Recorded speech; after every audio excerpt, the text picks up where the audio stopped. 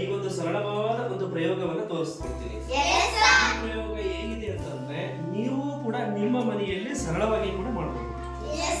ಏನೇನು ಬಳಸ್ಕೊಂಡಿದ್ದೀನಿ ಗೊತ್ತಾ ಮಕ್ಕಳ? ಸರಳ ಪ್ರಯೋಗಕ್ಕೆ ಮೇಣದ ಬತ್ತಿ ಬಳಸ್ಕೊಂಡಿದ್ದೀನಿ, ಮ್ಯಾಚ್ ಬಾಕ್ಸ್ ಬಳಸ್ಕೊಂಡಿದ್ದೀನಿ, 2 ಗ್ಲಾಸ್ ಬಳಸ್ಕೊಂಡಿದ್ದೀನಿ, ವಾಟರ್ ಬಳಸ್ಕೊಂಡಿದ್ದೀನಿ. ವಾಟರ್ ಅಂದ್ರೆ ಏನು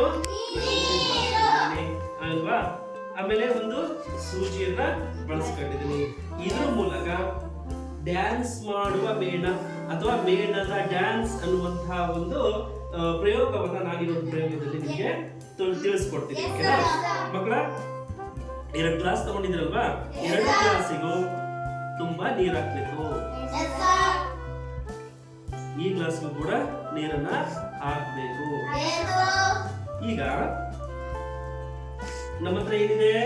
ಸೂಜಿ ಇದೆ. ಈ ಸೂಜಿ ನಾವೇನ್ ಮಾಡ್ಬೇಕು ಅಂತಂದ್ರೆ ಏನ್ ಈ ಮೇಣದ ಬತ್ತಿ ಇದೆಯಲ್ಲ, ಆ ಮೇಣದ ಬತ್ತಿಯ ಮಧ್ಯದಲ್ಲಿ ಬರುವಂತೆ ನಾವೇನ್ ಮಾಡ್ಬೇಕಾಗಿದೆ? ಈ ಸೂಜಿಯನ್ನ ಪೋಣಿಸ್ಬೇಕಾಗಿದೆ. ಅಥವಾ ಈ ಸೂಜಿಯನ್ನ ಒಂದು ಭಾಗದಿಂದ ಸುಚ್ಚಿ ಇನ್ನೊಂದು ಭಾಗದಲ್ಲಿ ಹೊರ ಬರಬೇಕು.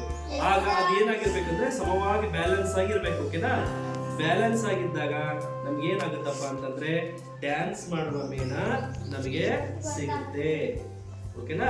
ನಾನು ಈ ಸೂಜಿ ಏನ್ ಮಾಡ್ತಾ ಇದೀನಿ ಮಕ್ಕಳ? ಇಲ್ಲಿ ಪೋಣಿಸ್ತಾ ಇದ್ದೀನಿ. ನೀವು ಕೂಡ ನಿಮ್ಮ ಮನೆಯಲ್ಲಿ ಸೂಜಿಯನ್ನ ಪೋಣಿಸ್ಬೇಕು. ಓಕೆನಾ?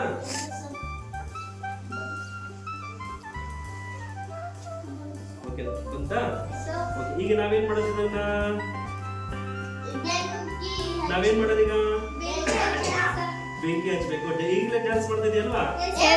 ಈಗ ಡ್ಯಾನ್ಸ್ ಮಾಡೋದು ಬೇರೆ, ಬೆಂಕಿ ಹಚ್ಚಿದಾಗ ಅದು ಡ್ಯಾನ್ಸ್ ಮಾಡೋದು ಬೇರೆ.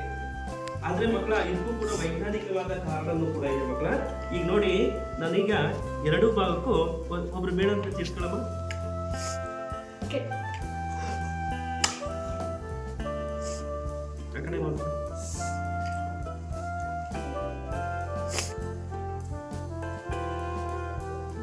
ನಾನೀಗ ಮಕ್ಕಳ ಏನ್ ಮಾಡಿದ್ದೀನಿ? ಅಲ್ವಾ? ಮತ್ತೆ ಈ ಮಕ್ಕಳ ಏನ್ ಮಾಡಿದ್ದೀನಿ? ನಾನು ಬೆಂಕಿಯನ್ನ ಹಚ್ಚಿದ್ದೀನಿ. ಈಗ ಏನ್ ಮಾಡ್ತಾ ಇದೆ ಇದು ಬೇಡ? ಡ್ಯಾನ್ಸ್ ಮಾಡ್ತಾ ಇದೆ ಅಲ್ವಾ? ಇನ್ನು ಪೂರ್ಣ ಪ್ರಮಾಣದ ನಾವು ಡ್ಯಾನ್ಸ್ ನೋಡ್ಬೇಕಂದ್ರೆ ಇದು ಪೂರ್ತಿ ಆಗಬೇಕು. ಮತ್ತೆ ಹಚ್ಚೋಣಂತೆ. ಓಕೆನಾ?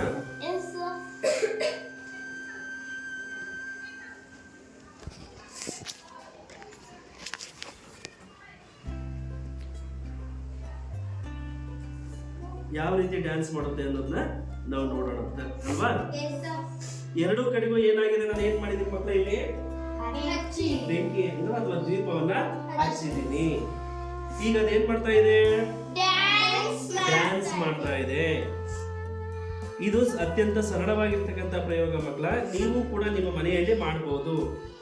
ಇದು ಯಾವ ತರ ಡ್ಯಾನ್ಸ್ ಮಾಡ್ತಾ ಇದೆ, ಹೇಗೆ ಡ್ಯಾನ್ಸ್ ಮಾಡ್ತಾ ಇದೆ, ಅದಕ್ಕೆ ಡ್ಯಾನ್ಸ್ ಮಾಡ್ಲಿಕ್ಕೆ ಕಾರಣವಾಗಿದ್ದೇನು ಅನ್ನುವಂಥದ್ದು ನಾವು ತಿಳ್ಕೊಬೇಕು. ವೈಜ್ಞಾನಿಕವಾಗಿ ಈ ಒಂದು ಸಣ್ಣ ಪ್ರಯೋಗದಲ್ಲೂ ಕೂಡ ವಿಜ್ಞಾನ ಇದೆ ಮತ್ತ. ಏನಿದೆ ಇದರಲ್ಲಿ?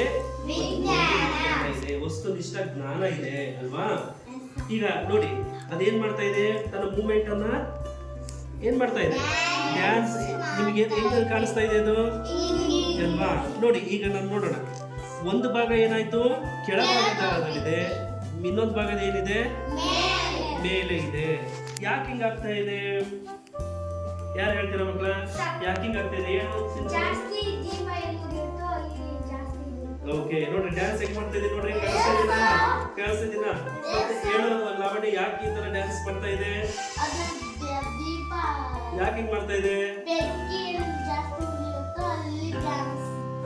ಅಂದ್ರೆ ನೋಡ್ರಿ, ಈ ಭಾಗ ಯಾವ ಭಾಗದಲ್ಲಿ ಬೆಂಕಿಯ ಪ್ರಮಾಣ ಜಾಸ್ತಿ ಇದೆಯೋ ಅಲ್ಲಿ ಏನಾಗ್ತಾ ಇದೆ? ಅದು ತನ್ನ ಪ್ರಭಾವವನ್ನ ಕೆಳಗಾಗಿ ಮಾಡ್ತಾ ಇದೆ.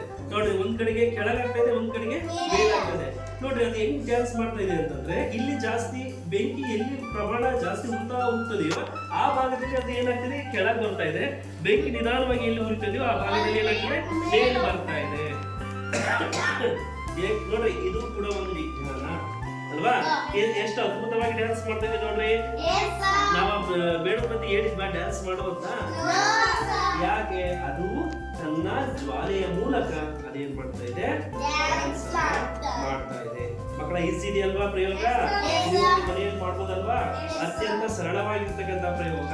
ಈ ಪ್ರಯೋಗದ ಮೂಲಕವೂ ಕೂಡ ವಿಜ್ಞಾನಿಗಳು ಆವಿಷ್ಕಾರವನ್ನ ಮಾಡಿದ್ದಾರೆ ಮಕ್ಕಳ. ಈ ಒಂದು ಸಣ್ಣ ಪ್ರಯೋಗದ ಮೂಲಕನೂ ಕೂಡ ವಿಜ್ಞಾನಿಗಳು ಏನ್ ಮಾಡಿದ್ದಾರೆ? ಆವಿಷ್ಕಾರವನ್ನ ಮಾಡಿದ್ದಾರೆ. ಇಂಥ ಸರಳವಾದ ಪ್ರಯೋಗಗಳನ್ನು ನಾವು ದಿನನಿತ್ಯ ಜೀವನದಲ್ಲಿ ಮಾಡ್ತಾ ಹೋದ್ರೆ ನಮ್ಮಲ್ಲೂ ಕೂಡ ಒಬ್ಬ ವಿಜ್ಞಾನಿ ಇದ್ದಾನೆ. ನೋಡ್ರಿ, ಇರ್ಬೋದು ಅಬ್ದುಲ್ ಕಲಾಂ ಇರ್ಬೋದು, ಆಮೇಲೆ ಸರ್ ಸಿ ರಾಮನ್ ಇರ್ಬೋದು. ಇವರೆಲ್ಲರೂ ಭಾರತೀಯ ವಿಜ್ಞಾನಿಗಳಲ್ವಾ? ಮನೆಯಲ್ಲಿ ಅವರಿಗೆ ಸರಳವಾಗಿರ್ತಕ್ಕಂಥ ಪ್ರಯೋಗಗಳನ್ನು ಮಾಡಿ ಮುಂದೊಂದು ದಿನ ದೊಡ್ಡ ವಿಜ್ಞಾನಿಯಾದರು. ಮಕ್ಕಳ, ನೀವೆಲ್ಲ ಈ ತರ ಮಾಡ್ತೀರಾ ಮನೆಯಲ್ಲಿ? ಈ ತರ ಸಣ್ಣ ಸಣ್ಣ ಪ್ರಯೋಗಗಳನ್ನ ನೀವು ಮಾಡ್ತಾ ಹೋಗ್ರಿ ಅಂತ ಹೇಳ್ತಾ ಈ ಒಂದು ವಿಜ್ಞಾನದ ಪ್ರಯೋಗಕ್ಕೆ ನಾವು ಪೂರ್ಣ ವಿರಾಮವನ್ನು ಇಡೋಣ. ನೆಕ್ಸ್ಟ್ ಮತ್ತೊಂದು ಪ್ರಯೋಗದಲ್ಲಿ ನಾವು ಮತ್ತೆ ನಿಮ್ಮ ಜೊತೆಗೆ ನಾವೇನ್ ಮಾಡೋಣ, ಮತ್ತು ಹೊಸದೊಂದು ಪ್ರಯೋಗವನ್ನ ಮಾಡೋಣ.